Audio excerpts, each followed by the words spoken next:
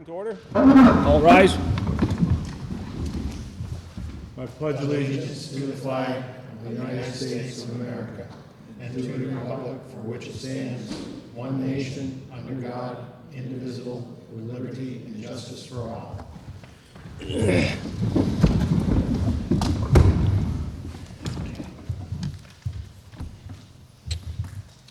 We normally would go to public comment, but we just have our reporter Andy with us. You got any comments? Nice day. I do have comments. Okay, Chris. And I don't know if this is the Is this appropriate. public or by council? Well,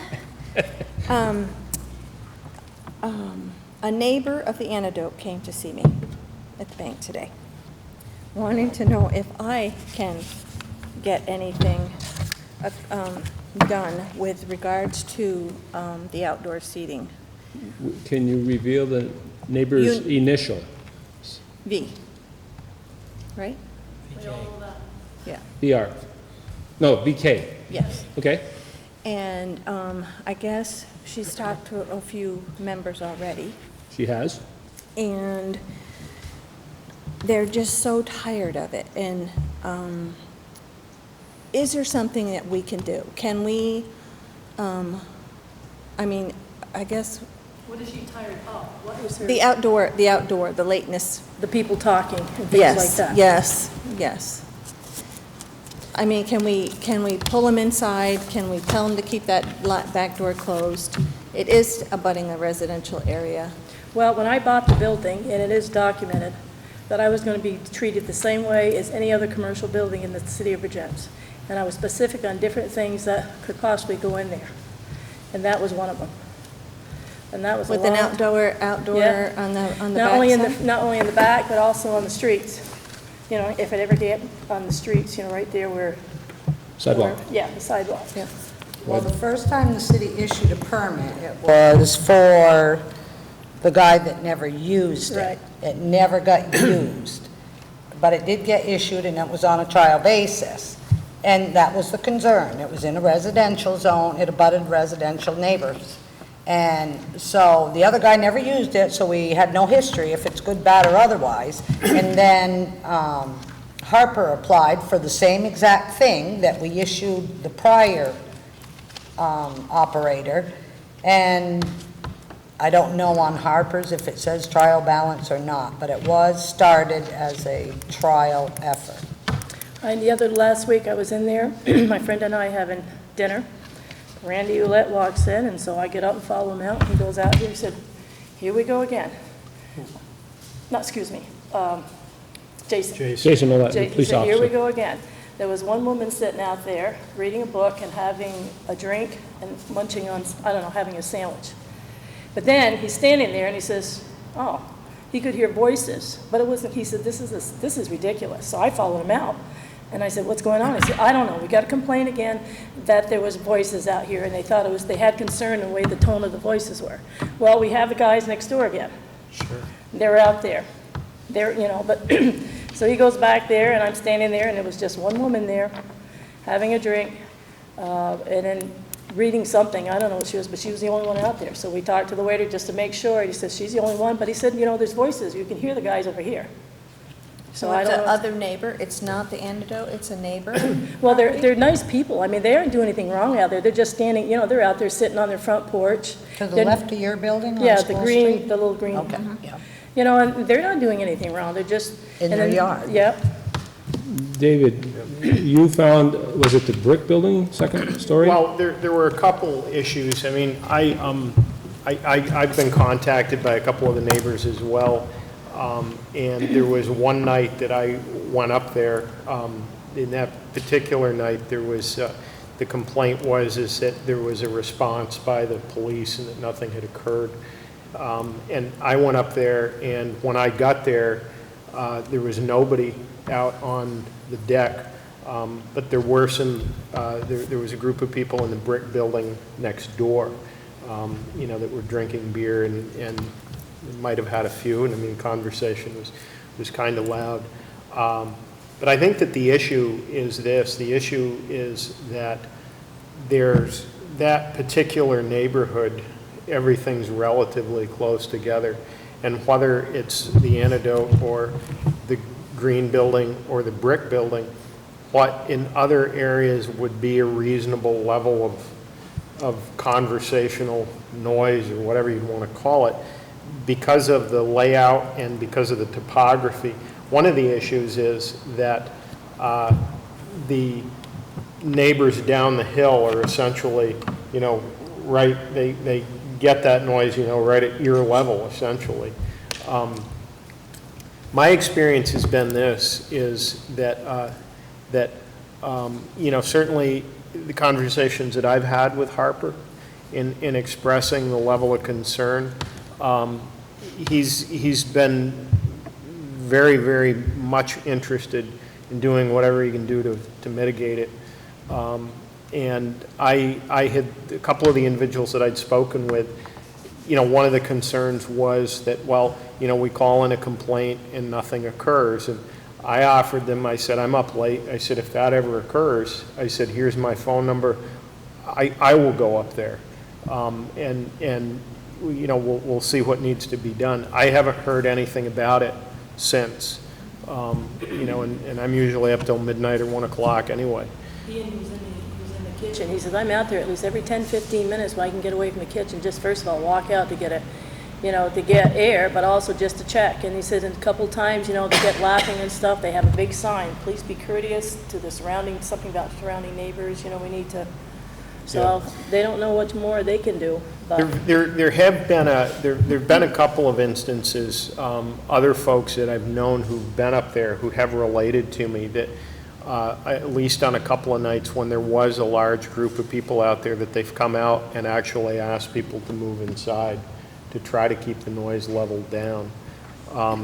So I think that the issue is that you know, we're dealing with a very difficult situation. I mean, we have a noise ordinance. Is the noise ordinance being broken? Maybe, maybe not. I don't live there. I mean, I'm certainly not, you know, trying to minimize the complaints of the folks in the area, but like I say, I haven't heard anything myself personally since.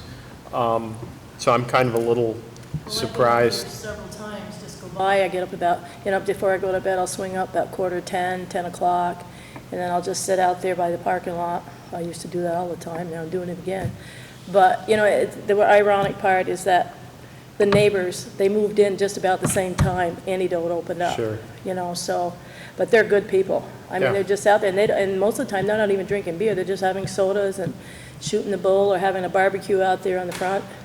You know, it's a good thing they didn't go in their back lawn and have it, but they have it on the front there. I think one of the, you know, the initial reasoning for that back deck area was that a previous owner of the business there wanted to keep people off the street smoking cigarettes. Wasn't that it, Ziggy? And again, I mean, whether it was a good idea or not, I mean, it's water under the bridge at this point. I mean, we've got a, you know, we've got a business owner there who's running a business that by, you know, certainly the way that I look at it, and by all accounts that I've heard, is a tremendous asset to the city. And we've also got some concerns from the neighbors. And I think the first piece of it is to positively identify where the noise is coming from. Randy? There might be, there could probably be ways to help diffuse the noise if you brought, I talked about this before, if they brought some sort of barrier, either tarps. They tried it. They tried the tarps to see how it would go. How high did they go? And, the trees go pretty high up. I mean, we got the fence, and then you've got some trees that goes back there probably another 5 or 6 feet over the fence, all in there. So then they tried the tarp and then bring it in this way, you know, tip it just a little bit. Well, that worked fine until the wind came along, you know, and then next thing you know, they're out there flapping away. Yeah. You Well, know, I mean, so you're gonna it's- tighten them that up. But would be it the didn't way- make any difference, because you still got the people in the front by the house. What are you gonna do about them? Well, the thing is that if we can identify it, fix the problem, and then if there's future, you know, as the complaints happen, then we can go in and document, you know. Well, like I said, Jason's been in there, 2 or 3 other ones been in there, and they've documented it wasn't them. You know, there's people out on the front steps, And one time, the only time that they asked them to come in was a class of '84 this year had a class reunion. And when they got too crowded out there, they asked them to come in. And they said, we asked them all to come in and we closed the door, just so there wouldn't be whatever they could do. He said probably it was like about 8:45, and he said, we closed the doors. Randy? Well, what Harper could help himself if he could consult a sound engineer, a person that deals with noise and how to deaden noise, and have them come in. You know, it might cost them a couple $100, but have them come in and take a look at the situation and figure out how to dampen. They did bring a guy in to look at it. In fact, they've had 2 people in there tell me, and one of them was a contractor who builds these buffers, and another gentleman, I don't know where he's from, but he was the one suggested the tarp, but this other gentleman, he knows how to build buffers and things like that. And the only thing he said of it, but he said it's not quite big enough. My property line isn't big enough. It's some kind of something to do, not with cement, but some kind of foam or something that you can put up there and then you spray it, you know, but I have a big fuel tank back there, so there's no room to put anything. And then if you put it in front of it, then you've got to bring everything in about 3.5 feet. So then you really don't have much room back there, all the way down through there. That's what I was told, so. Well, I don't know, it's, The ordinance is 10 o'clock, is that the deal? That's what our ordinance 11. states about. oh, I don't know the ordinance, but they have. Noise ordinance, what is it? I don't think we have a noise ordinance. Well, we do Yeah, it in we our- 10 o'clock, anything after 10 o'clock is considered a Right. nuisance. But they said sustained, anything sustained for more than 10 minutes is a nuisance. I will give her a call. Thank you for the discussion. Well, We're not done yet. No, we're not done. I went down and talked to Harper about this way back when the complaints come in. It was my recommendation that he put the signs on the wall about to be Yeah. courteous to the neighbors and try to put something, as a reminder to folks. The problem with signs is they end up becoming wallpaper after a while. When, the signs are meaningless, and so it's a matter of reminding folks. There has been incidences of so-called missing identity here, Christine, and so one of the things relative to the police department, police officers have been instructed that when a call comes in, a noise complaint comes in relative to bar antidote, the police are to investigate the situation and report back to the complainant. Not to just leave them in the dark as to what's going on, so that when they report back and find out that it really wasn't bar antidote, it was the place next door. Make sure that that's community. I just think it's important to get back to the citizens that have made the complaint. So one of the things that we have run into is when Mike hears something or from somebody, whatever, and we follow up, we find out that people haven't called the police department. And not calling the police department does not help us. They need to call the police. It's fine that they call. If they want to call Alderman, go for it. But I can tell you that it's better to have them call the police, so the police respond, investigate the nature of the noise, report back to the complainant, and we have that all in an incident report. And then come at some point, you will have that information for their renewal. You have that information if you want to go through a process to put conditions, some kind of conditions on Harper's outside service license, if you will, all right? But right today, you have an ordinance, all right, and it says 10 o'clock. If people are complaining at 9 o'clock, the answer is really, I'm sorry. We are in a city, there was a bar up on the, there is a bar up on the steps. The 10 o'clock applies to that bar too. Everybody's under, it's like rain. The ordinance affects everybody the same, So I wonder about, what the complaint is. And I can tell you, Ian, I've met with both Ian and Harper.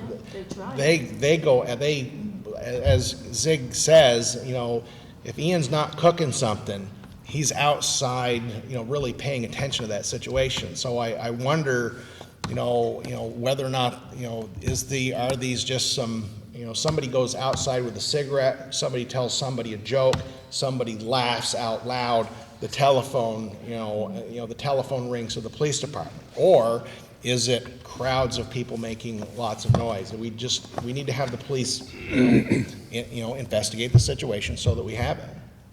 And the other thing, piece of that pie, is call Mel.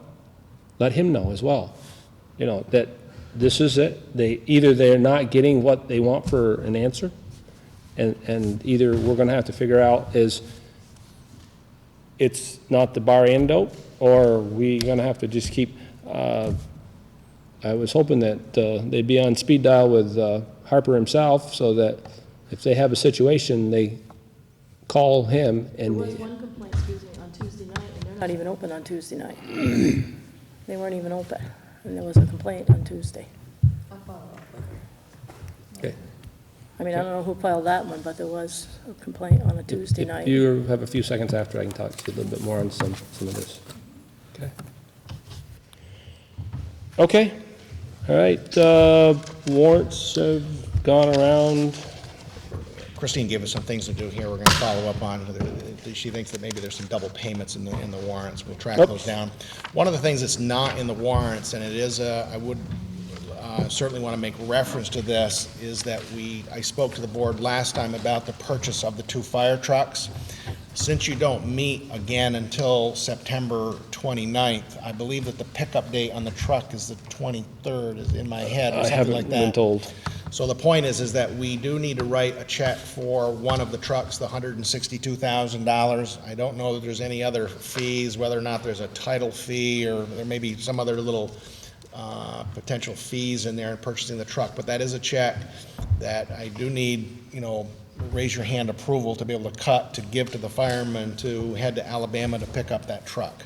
So It's can not I in these see warrants, a I don't know the exact. show of hands for approval? I abstain. Okay. You got approved. Okay. Okay. Chris, other things on the budget or warrants? I'm wondering why a key to the '09 Impala is so expensive. Is it a fob? Three of them. Oh. Is it, are they fobs? Is that why they're? They're programmable keys. There's a chip in the key itself. Yeah, yeah. All your keys now, Unless you're going to, all your just get a keys now valet key to get there's a chip in there. key. Don't lose yours then, because I've already lost one set. Drop them in the water either. No, well, I lost one the same way. Plus I had a electric start, that was with it. You can program up to 12 keys for one vehicle. Really? Yeah, maximum. Okay. Okay, any other questions, Chris? Okay, minutes, August 25th, 2009, Vergennes City Council meeting, ask for a motion. Make said motion. Randy made the motion, second. Do I have a second? I'll second it with one correction. As I told Joni, the convention was in Bennington, not Brattleboro. Correct. I was going to send Joe an email on that too. Yeah. Good catch. Okay, any other further discussion, commission errors? Hearing none, all those in favor? Aye. Opposed? So carried. Now, you want to talk about the budget? Obviously, we're still early. I actually have not had time to go line by line through this, but this is, September will mark, a quarter of the way through. So once these bills have been incorporated, but I know that having a meeting this early in the month, we really do not have all of September's bills by any stretch in here. So really, the next time that a budget report gets done, including the end of the month, September, we'll have a little better idea as to how we stand. You'll notice that we did correct the property tax situation. We think there's still a little bit of fine tuning to that, but there's actually an agenda item that moves that number around a little bit as well. One of the things that I am a little concerned with is we aren't collecting any money from the state of Vermont, Joan. I see that, mileage aid, which used to be paid like 2 days into the... It's in, it came in August 31st. I Okay. gotta do a journal entry, Okay, 16,000 that's what I wanted and to hear. something. Okay, all right. Sorry. I Oh, took 3 too days many- off last week. I was sweating that Well, one. there's too many zeros next to state of Vermont money, so Ka-ching, not a good ka-ching. sign. Does that come in just once a year, Or, Actually, there is a quarter of a Quarter. mileage aid, but pilot's what you're talking about, Joan? No, mileage aid. So you got another check, because one of them is here, so that must have got logged in there on this one. Yeah, that was Okay. true cash. Okay. Okay, any other questions? If not, we'll move on to committee reports. We still haven't heard anything, that's part of B, so we won't go there. Ziggy, anything?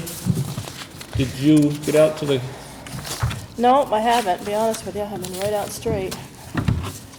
We were gonna confirm it up, weren't we, to make sure it yeah, was gonna be the then? 26th, 26 of Saturday. September, Saturday morning. 9 o'clock? 9 o'clock, yeah. Fire station? Fire station. Joan, mark me down. Mark us down, excuse us. That's a multi-town? Multi-town, yep. Yeah. And I have a Ben Lawrence, he works for a company in Burlington. I won't give any free sales pitch for their company, but he is an economist, and he's just inviting him along to recommend, make suggestions, talk about how things are looking, maybe what we could do different. So I got to get back to him. Have you talked to anybody in Panton? You were gonna talk to him about the road? I haven't talked to anybody in Panton. No, or anywhere else? Well, my understanding is that Panton is down to one select board member. Yeah, I know. So I'm not sure how decisions are being made. So in the other one did Panton. leave, he wasn't sure if he was going or not? That's my understanding. But I can find that out. All right. Are you gonna be talking to Addison too, and Ferrisburg, or just, What I was going to talk to Panton about was specifically about Hopkins Road, was about Okay. Hopkins Road. oh, all right. And that's the tarring. Yeah, yeah. While we're talking about roads, we have one citizen that has volunteered to do a sidewalk survey, not to mention a name. I started it, and they've said they would be, they walk every day and would like to help out, so we'll get a report back on how our sidewalks look and what needs to be addressed. Okay, Randy, anything? Oh, sir. David? Kind of off my normal topic a little bit. I've had some discussions with Mel regarding the skateboard park. It is currently closed. The reason for the closure was there was a significant amount of vandalism to the facility, specifically to the bathroom in the warming hut. And just to bring everybody up to speed on that, originally the plan with that facility was that it was to be locked when it was not in use. There were a few individuals who, skateboarders who were a little older, who had keys to the facility. And that was the original plan. And there weren't a whole lot of issues when it was functioning in that manner. At some point, that kind of went by the wayside, and the facility just was unlocked pretty much all the time. And then the warming hut, there was some concern in terms of access to restroom facilities. And so the warming hut was opened. And what occurred was again, it was a pretty significant level of vandalism. So Mel made the decision to close the skateboard park based on that. Where it currently stands is this. I have met with Jay Stetzel, who is the guidance counselor in the middle school, who was actively involved in the process to get that facility up and running. Also met with a group of students who use the facility, communicated to them our concerns with regard to what has happened over there. And from what I gather, the issue is the issue with the vandalism isn't necessarily a result of the kids who are over there skateboarding. I've learned some interesting stuff in the past few weeks or so. Some of the issues that have occurred over there, there's alcohol consumption, there's cigarettes, there's been at times drug use, but to a person, the kids who are using it as a skateboard park are all saying the same thing. They're saying it's not us. There's these older kids that are coming in here, and they're using it as a place to hang out. When I met with the kids at the middle school, it was Friday of last week, I communicated very clearly to them that the facility is locked and we do not want anyone using it until the decision is made to open it. I gave a couple of them my cell phone number and asked them to contact me if they heard anything more about specifically where the damage came from. There were some names thrown around, but at this point, nobody's come forward and said definitively, I saw this person do this. Until they do, or if they do, there's not really a lot that we can do in terms of holding that individual responsible. Interestingly enough, over the weekend, I was contacted on Saturday afternoon. I was told there's a group of older kids in there. They're not skateboarding. I went down there to see what was going on, and there were probably 5 or 6 kids in there hanging out, drinking soda, smoking cigarettes. And I communicated to them very clearly, get out, don't come back. I don't know how often that sort of thing occurs, but at this point, it doesn't look like the individuals that are causing the problem are the ones that are using it as a skateboard park. What I'm doing currently is working with Jay Stetzel and some of the other folks in the community to put together a plan for a level of supervision. It's pretty clear to me, and I've kind of taken this on as a project. Mel has plenty on his plate already. But it's pretty clear to me that when that facility is in use, there needs to be a level of supervision. It doesn't work in its current format. And there's some other recommendations that I'll discuss with Mel. I think one of the issues is that that facility, the warming hut being unlocked, invites trouble. Kids go in there, they're out of view, and that's where some of the alcohol consumption, cigarettes, and the marijuana use has occurred. And additionally, some of the other facilities around have a sign-in sheet so that when somebody uses the facility, they put their name on a sheet, and you know how that works in terms of accountability, who knows? But I guess just the idea of, hey, my name's on that sheet, I'm here, tends to create a little better behavior. So we're working on trying to get it reopened, but I've got to come up with a plan and come up with a way to properly supervise that facility. One of the issues is a liability issue. We don't allow the swimming pool to be used without a level of supervision, and there's some potential exposure to the city for having that facility used without adequate supervision. But I'm working, trying to put something together, and I'll work with Mel on that. But we won't reopen it until we've got a plan in place. Exactly. I'd almost like Jason Olet involved in some manner. He has a way with the kids. They really respect him, and if we're going to pursue something, it might not be a bad idea to have a police officer involved. It's a good idea. Sometimes if you get the kids involved too for monitoring, you'd be surprised what you can. Yeah, that's one of the things Yeah. that's one of the things that I'm trying to do. I mean, one of the issues in the past was that that some of the individuals who had keys to the facility, when they would go to Jay or the police with some concerns, apparently there was some level of retribution against those individuals. And one of the things that I've stressed with all the kids using the facility is we can't fix problems that we're not aware of. You know, a lot of these things that I've heard, it's the first time I've heard of them, first time Mel's heard of them, and we can't fix things that we don't know about. So, but the point that you make is a good point. I'm trying to use this as an opportunity, you know, for folks to learn something about it, and hopefully there are some young people who can evolve into a leadership position.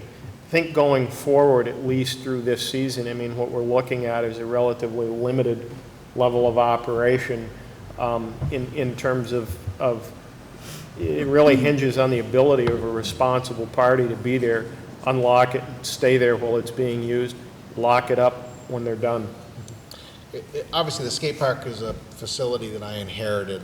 I don't know what the real deal was. I've read through the file. There's reference in the file that there was some conditions or terms that the Vergennes Graded School District Board put forth for that facility to be added. And one of it dealt with, security and oversight.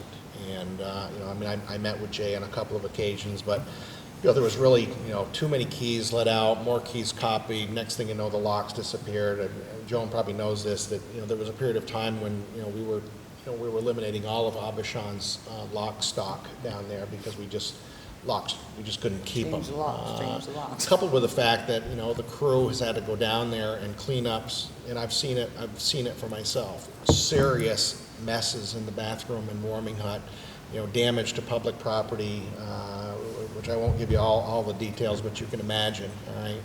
And Carol did go, went down and cleaned it up one more time, and we secured it.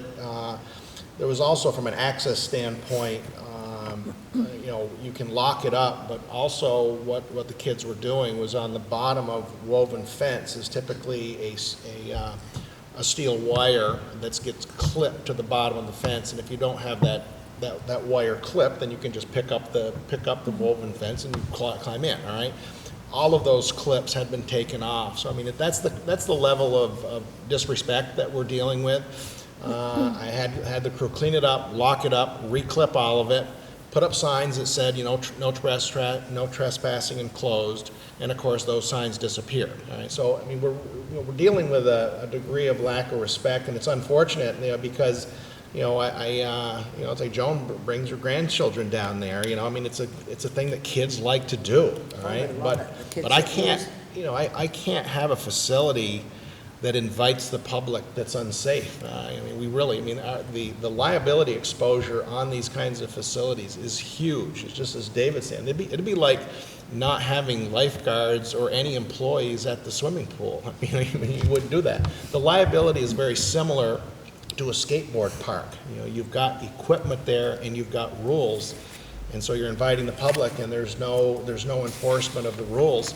Some kid gets hurt. I mean, just give them the checkbook. Really, that's the kind of exposure you've got in that facility. So, although obviously, for me to say, listen, I just can't have this, close it down, I have no option, really. I mean, I just have to close it down. So that's what I did. went to the skateboard one up there up on the waterfront, and they got usually 2 or 3 guys or 2 or 3 people there all the time watching these kids while they're skateboarding, and I've watched them. I was out of curiosity, and I brought my grandchildren up, and I don't know what it was for. They had to go someplace, actually, one gentleman was very good to the kids, but boy, he was stern. He blew a whistle, and I guess it's 2 or 3 whistles, they're out. Yeah. And Sounds that's well the run. way he was doing it. Yeah. It was I was just keeping in mind what was going on, and I thought, I just watched him, and it was pretty good. The kids knew. I live not that far from it, and I don't hear the noise. So they're very candid on how they do Is there it. any lights that's well lit? Is it well lit at night? It's not well, I mean, there's a certain amount of light over there, but the issue is it's like on Saturday. When I got down there, it wasn't, I had to look I had to walk around, to see where, they were kind of sitting up against one of the ramps. And it wasn't that they were doing anything particularly terrible. I mean, they're smoking cigarettes and they're drinking, iced tea or whatever. But the reality of it is that's not what that facility is for. It's for, people to go there and skateboard, physical activity, And the issue, I think, more than anything else is that at certain times of the day or night or whatever, it's just a place for people to congregate out of the public view, and they sit there and they get bored, and all of a sudden it seems like a good idea to destroy the bathroom, And again, I can't stress enough how, at least from what I see with the group of young people that use it as a skateboard park, they're pissed off. And they're not pissed off at us. They're pissed off at the people who did this. I had one of them tell me today, you know, he was an older skater, and he said to me, he said, I'm down here all the time, and he said, and I'm always on these people. He said, we didn't have this when I was a kid, and now we've got one. And because of the behavior of people that don't even care about it as a skateboard park, now we've lost it, you know. So I think that you know, I tried to communicate, you know, to the group of kids. I didn't want us to be looked at as the bad guys and all this, you know. I said, we don't have a choice, you know. We're going to work with you to find a way to get this reopened, but we can't reopen it and have these types of things occurring, so. Okay. Anything else, David? That's it. Chris? Nothing. Okay. All right, then we'll go into old business. Mel, number A? Just quickly on A, we did put our motion in. One of the things that both sides really have agreed on is that, probably for different reasons, is we've asked the environmental court that they not send this back. It's called to be, you know, they remand back to the DRB. You know, that's what the Mahawi requested, that they make a decision and not be remanded, and we agree the same. That just let the environmental board make that decision. So I'm hoping, I do not know of when a conference call is scheduled. Hopefully sooner rather than later, so we can get a decision on that. Item 5B, as I mentioned in my notes, the Prudential Committee, their September meeting is on September 21st. So that'll be discussed at that meeting, and we'll give you the results of that at the next board meeting. Vicky? Sure. Maybe I'm not sure if I understand this completely. So if they decide to sign it over to us, do we have to offer it to us? Do we have to take it? No. Okay, good enough. Thank you. All right, enough discussion on that. Mel, you want to talk about the next one? It's Christine's, actually. Okay. The first top paragraph is the way it is presently, the stipends. And below that next paragraph is the breakdown where you see all my little stars, what each of those stars mean. For example, in Addison, the DRB is paid $10 a meeting or $5 per work meeting. The next section is my recommendations. I know we didn't all take this job for the money. I do know that. And then the last paragraph where it says Vermont League of Cities and Towns Survey, that is from the book that the league published that provided this type of information. And for the example on the top, Barry, I picked a city just because Vergennes is a city. And down below, I picked Newport as a city. But then I decided to go, I better go where our closest populations are for Enosburg, Montpelier, Thetford, and Ludlow. So those are the results that was in that survey book. We aren't looking for a decision to be made as to whether to adopt this. It's merely a way to get some communications going here. I had one of the planning commission approach me, and they were concerned about the efforts that they put in other meetings, and then they were penalized for missing one of the regular meetings and going to different trainings and whatnot and not get compensated for it. And I really would like to see us look at what Chris has recommended and discuss it. Mel and I have had some discussion, we're not looking out, it's nothing that's gonna break anybody's bank to do this sort of thing, but it's an incentive for the participation of the people. That's the whole effort here.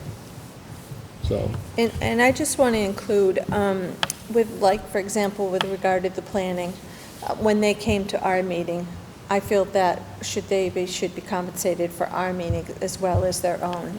And although I didn't say that, that's, I think is important. that was like a question of mine to you. Yes, When invited to a meeting. correct. Right, Yes. right. Neil comes to every meeting, I know, I And- know, but if we Yeah. invite them to it, by all means. yeah. Open for discussion? Just I a don't- question, what prompted this review? Is it just, I figured it was time for a review, or was, okay. I did, that we haven't done it for a while, and again, like I said, I got an earful from one of the planning commission people.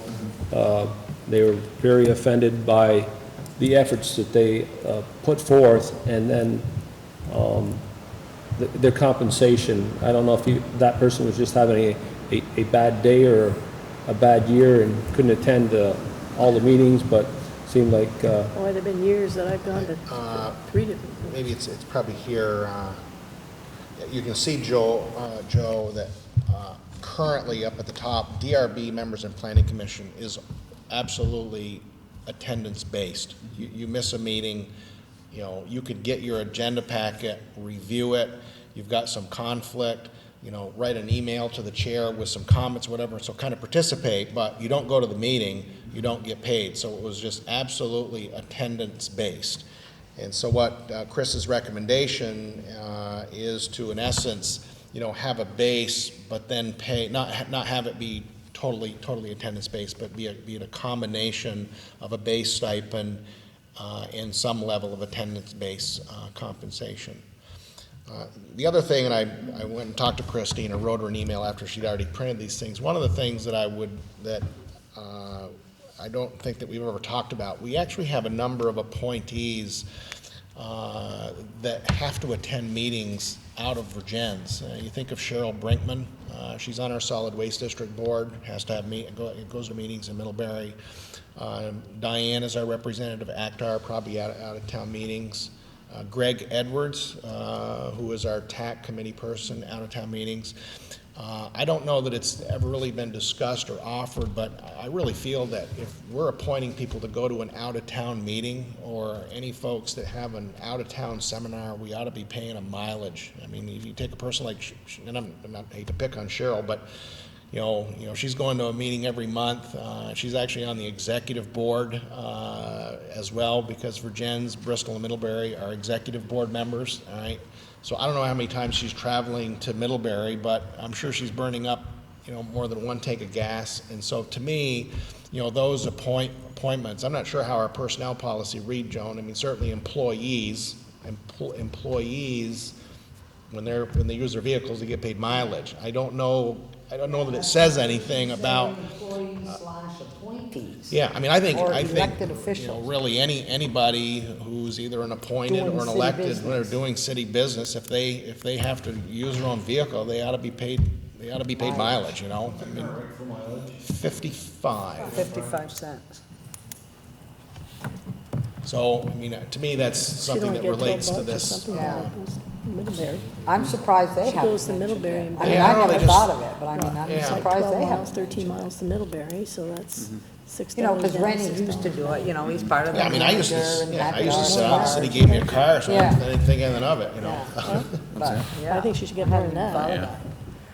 Like, we were just talking, she going to Middlebury and back, that's like $12, I mean, for mileage. Right. Well, I think we should pay her also something for going to the meeting. Wouldn't that be better to pay for a meeting instead of mileage? You could be right in saying, you know, one of the things that I sat on all these boards, all right? Right. And obviously, you can do whatever you want to do, but one thing within a board is that, you know, if the person from Whiting and Orwell and Cornwall are getting $20 a meeting, because that's what their town pays, and the people from Goshen and such get nothing because they don't, you know, Right. sometimes you want to keep away from the stipend side. because their charter may say, Right, shall okay. serve without compensation. So Right. you don't have because of their charter, you really don't have a right to compensate them. However, relative to paying mileage, you certainly can, that's not compensation, that's mileage. Okay. I mean, to donate your time is great, but to have to spend your Gonna money take a gas too. on top of it. It's like- That's where the prices are the way they are. Any other discussion at this point? If not, I'd actually like to have people take this home, review it. We'll put it on the next agenda and bring any other further discussion, any other recommendations. If you have recommendations prior to the meeting, get it to myself and/or Mel, to Chris. Let's get them to Chris. She'll be the focal point, please. And then she can massage it or do whatever, and then get that back out to the council so we can maybe make a decision on it at the next September meeting. Ziggy? All right, so I get this straight. It's like, for example, when I was on city council, plus still on development and planning, I was going to 3 meetings every week or whatever it was. That would also include anybody that would be doing things like that? Or that just what their Good job is, question. what they're assigned to? That's a good question.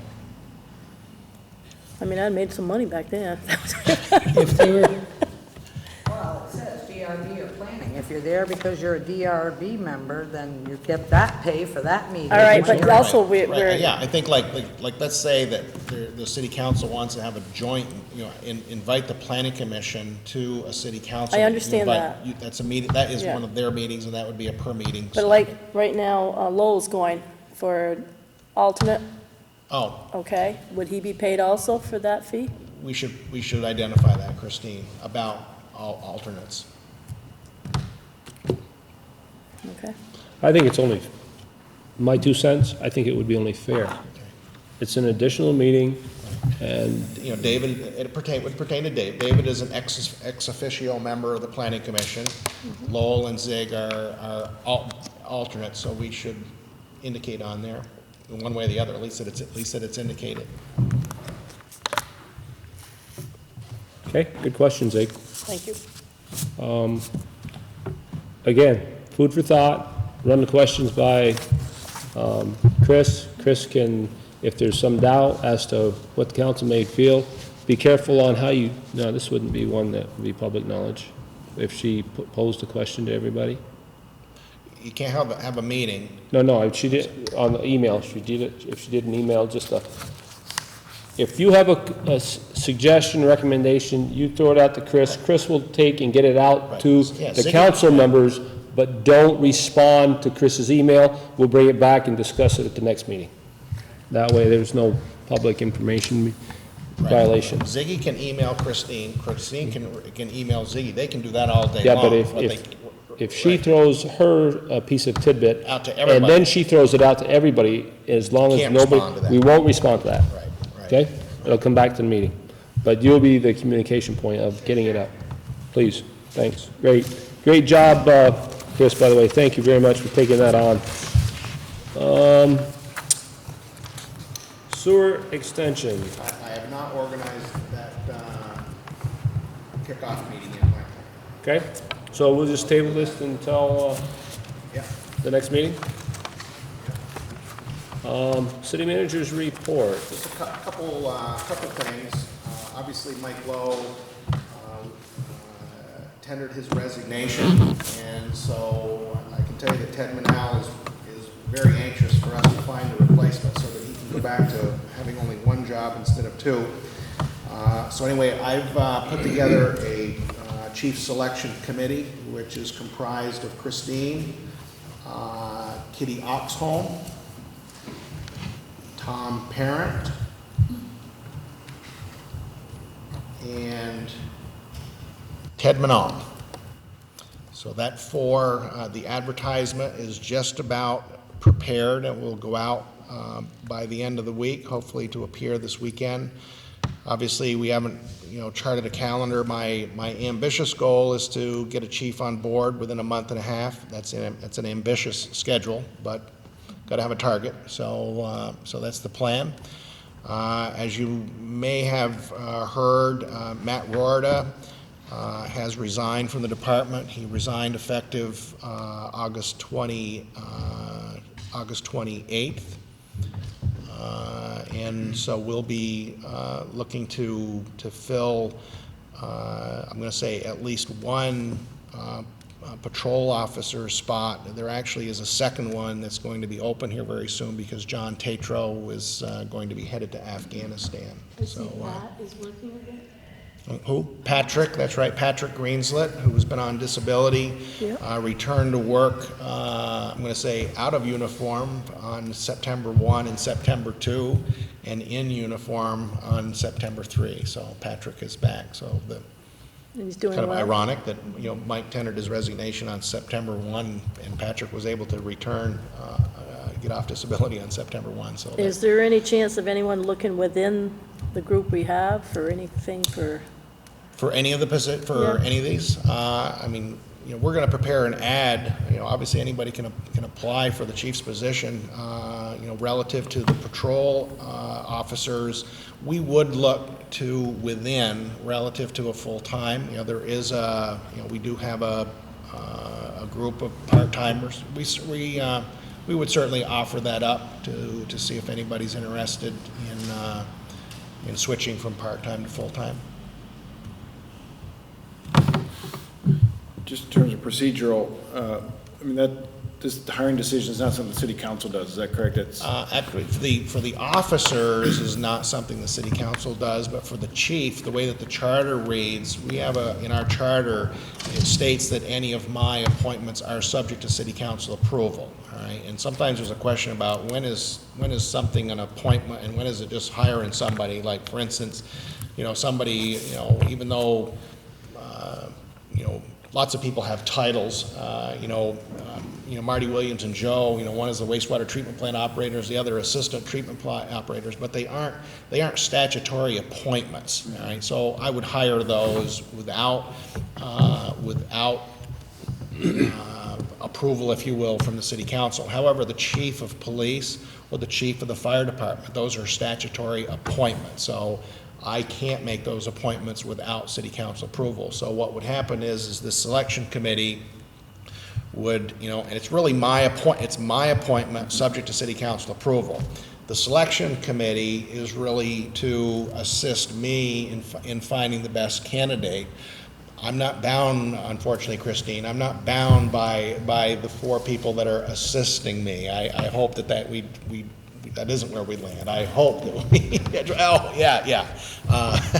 I hope that we, can, have a good process here, make sure that we are able to find the best candidate, and we obviously would bring that to the board for formal action.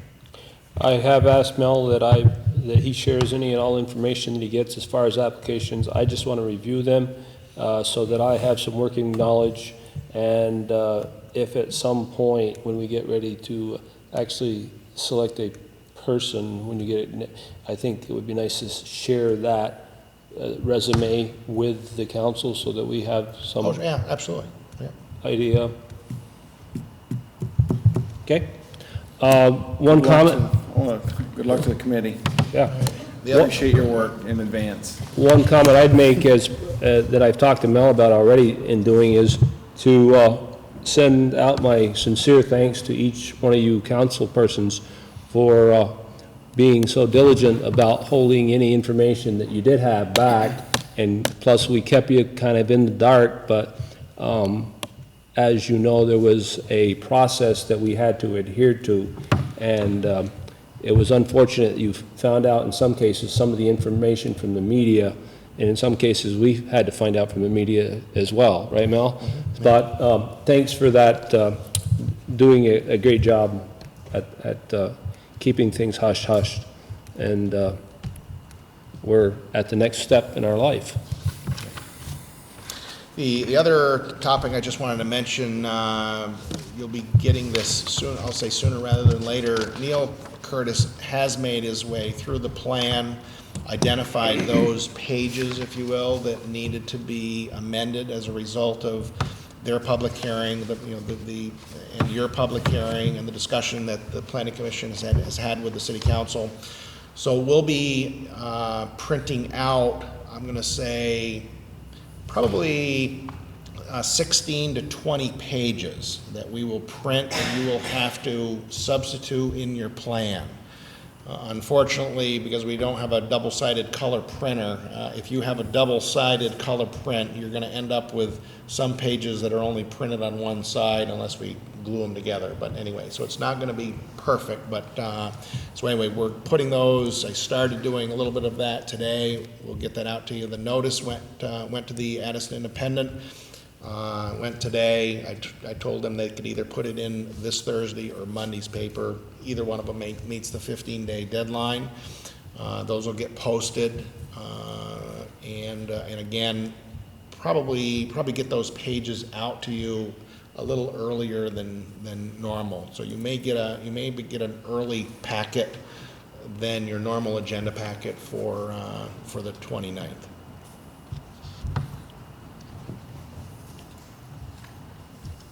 Anything else, Bill? That's it.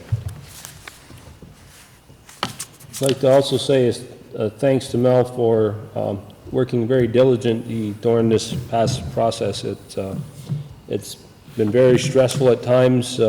We've shared some stories back and forth, and we're glad that it is at an end for everybody. Okay, go on to new business. The bond application notice, fire truck. Just want to let you know I've done some work here. I don't necessarily need action from the board at this point. I did get a quote in from the National Bank of Middlebury at 1.95%, and so the Merchants Bank was the low quote at 1.91, National Bank at 1.95, 2.1 and 2.1 for the Citizens and 2.25 for the Chittenden. One of the things we just to let you know, we do have a potential bit of a problem here. Could be a small problem, hopefully. One of the problems is that last year, I think I mentioned this to you quite a while ago, is that for years we hired the firm of Fothergill, Sakali, and Valley to conduct an audit. And I don't know how many years they worked for the city, but I'm going to say 7 or 8. Joan would certainly know better than me, to conduct an audit. And the problem is that when Jenny got done in May of 2008, Jenny Bertram, because there was a vacuum there, and when Fothergill and Sakali got here to conduct their audit, there was so many journal entries. Joan can tell you it was, when Jenny left, it was just that she was the only one that had knowledge of doing payables, and so it left a real vacuum when she left, to the extent that when Fothergill and Sakali got here, they really had to do a lot of work, and I mean internal type work, journal entries to get. Yeah. So what ended up happening is that they were not able to, or would have been right. They can't audit their own work, and so what the city ended up with is what's called a compilation report, and not an audit. The problem is that relative to getting a bond anticipation note, it requires financial statements, and that's what they say, financial statements, and typically financial statements are audited financial statements. So the problem is that I'm going to work with Shelley, Christine, because obviously the Merchants Bank is the low quote at 1.91. However, they have rules, all right, to follow, and that it may be that Shelley Quinn, her hands may be tied relative to whether or not they can loan this money, in light of the fact that we don't have an audit of our current, because our fiscal year ended on June 30. There's always a 60-day lag before the auditors come here. The auditors should be coming here pretty soon, but I'm not going to have the results of the audit in time to do this bond anticipation note. So the point is that you know, if the Merchants Bank are comfortable with this explanation, we may be fine, and we would process this short-term borrowing with the Merchants Bank.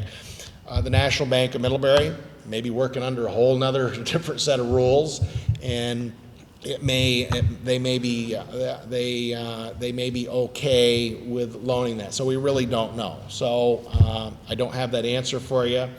We're going to have to use our existing cash flow, if you will, to write the check for 162. But hopefully I've got this cleaned up, because I believe that there would need to be like some form of a resolution passed by this board. So I don't need any action for you tonight, because I don't know which bank can actually make the loan, given our, then we're going to have to wait a while, Zig, until we can get an audit. And I mean, we do have money. Have we paid the schools yet? Okay, so we got some money. We may have to hold on to it a little while. So, but anyway, that's what would happen, Zig. If we can't take out a bond anticipation note, $162,000 is okay. I mean, we can live with that. There's some money, but $400,000, right, Joan? There's not that kind of money kicking around in various reserve funds, because a lot of the money was in the fire truck replacement fund, and we're spending $120,000 to outfit. So, and we can't touch watershed reserve. We can't touch Ray Davison reserve. So some of these other funds, they don't have a lot. They don't have a lot in them. So,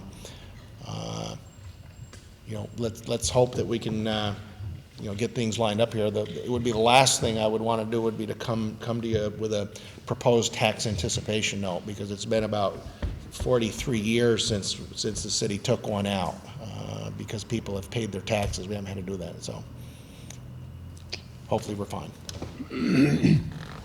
Okay. Any other questions of Mel on the fire trucks?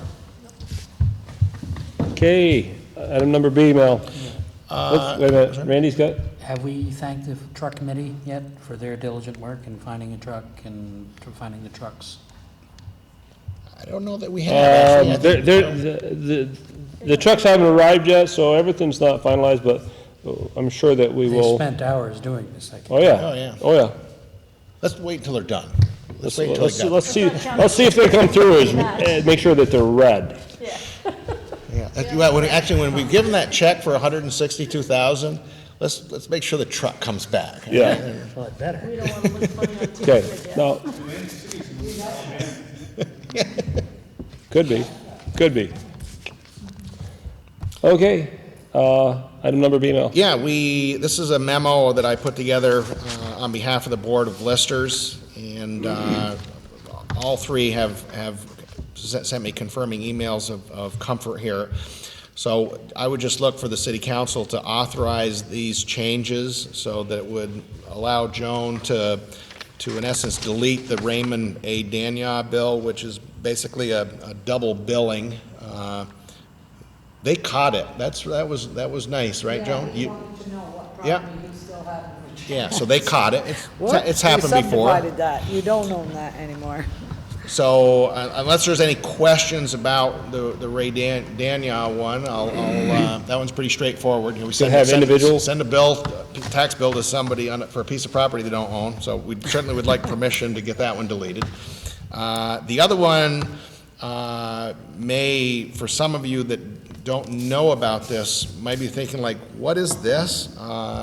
There actually are, I'll say, 4 properties in Vergennes whereby there's an equity interest, if you will, from Addison County Community Trust. So what happens is some qualified buyers, if you will, in essence receive a grant, I'll call it a grant, towards the purchase price. It's funny, this one here was only a 20% grant. Maybe prices are higher or the amount of funds are available, because typically they're 25. Typically somebody buys a house for $200,000 through this program. and there's a 25% grant, so that the people that are owning the property, going to live there, really only own 75% of the property. And then over time, instead of receiving 100% of the appreciation and value, they receive 25%. It's all based on whatever they signed into. Typically, they're 25%. So in this case here, the Jewels, the property that they purchased, had we discovered this, this is something that doesn't jump out at us, and we now, Joan and I have talked to Melissa that when she sees one of these things come in, because the property transfer return looks like nothing's going on, I mean, it says from, the Delisles to Jewel, $184,000. It looks like a regular old property transfer return. And when Joan or I are working on the grand list and looking at we only look at property transfer returns to update names and addresses and this type of thing. We don't typically read what sometimes could be 60 pages of mortgage, housing subsidy covenant, all kinds of agreements and in there. So we wouldn't typically read that. So Melissa's been alerted.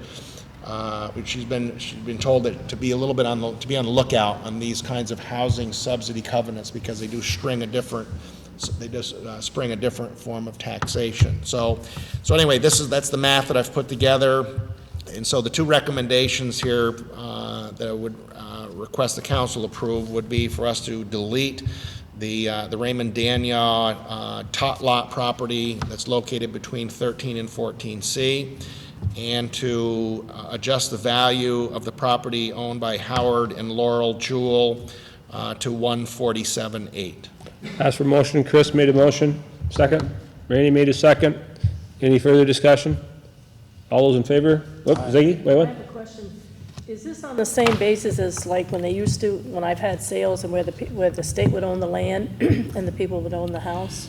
That's Is a this- different, that one, there is one property that is like that. These others are not like that. These are actually an equity share in the property, and when you look at the information, it actually clarifies the purchase price and clarifies the percent. So it's not like, there is, well, Paul's is one, Donna Blaze's is even funnier than that, but the most recent ones, this one, the Duran property, look more like the Paul Leach. Paul Leach is actually an equity share as opposed to a land ownership. So Paul's and this one are similar. Right, then that must have changed, because at the time it was, They were doing land they were lease, the land and he was leases. the house. Yeah, they're done this way. Okay. An equity share.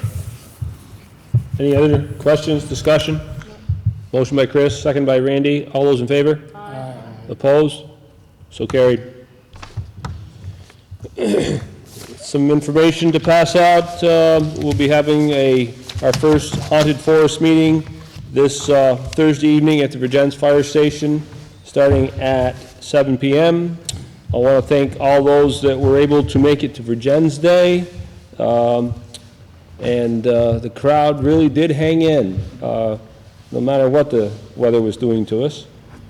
Well, thank Joe and Chris for their input that I asked for on Mel's review. I'll get going on that. Siggy, we've already talked about Cracker Barrel, talked about the sidewalk survey. Mel needs some direction based on our little get-together tonight about whether we still want to go forward writing the grant.